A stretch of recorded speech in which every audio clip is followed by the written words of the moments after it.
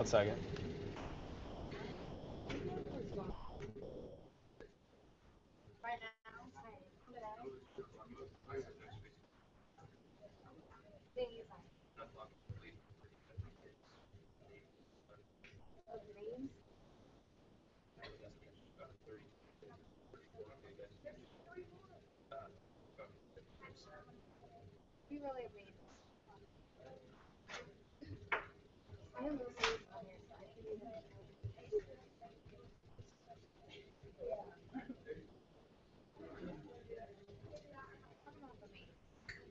All right. Anyways, what are the three things again? Three main goals of socialism: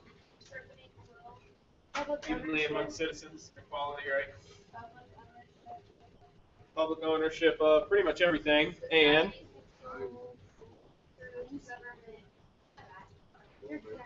so those three questions I gave you at the very beginning about what, how it's produced, how much it's produced, who gets it, what is the answer to that question in socialism? All three of those questions. The government is the answer in all three of those questions. Then we moved on to democratic socialism. Exact same principles, only you get to elect the people that oppress you. And then we started talking about Karl Marx, correct? And what did he advocate for? Violent revolution. And he believed we were split into two categories. What were they called? The proletariat, who are the poor working class individuals, and the bourgeoisie. Bourgeoisie. Yeah. Any questions before we finish this off?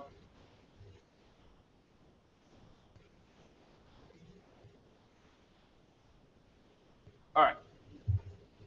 So finally, Marx believed that under capitalism, one single class would emerge, meaning everybody would be exactly the same. Property would be held in common, so the government would hold the property, and eventually that there would be no need for government, because everybody would be exactly the same. So if everybody did their job and got what they needed to survive, there would be no reason for government to exist. No need for government. How many of you can imagine a world where we don't have government? It'd be a little crazy, right? If you can, you are an anarchist, which is okay. Definitely an opinion. But it would definitely be a little crazy. This is what's called a command economy. And basically, government decides how much and what to produce, how the goods and services should be distributed.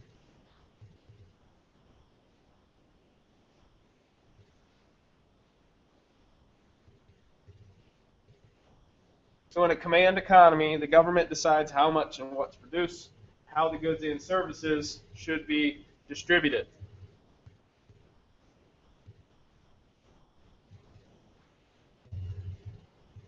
And a big thing here, the state owns everything, including media, newspapers, news programs, magazines, radio. The government decides what gets out. So what is the difference between socialism and communism, you ask? Because they sound pretty similar, don't they?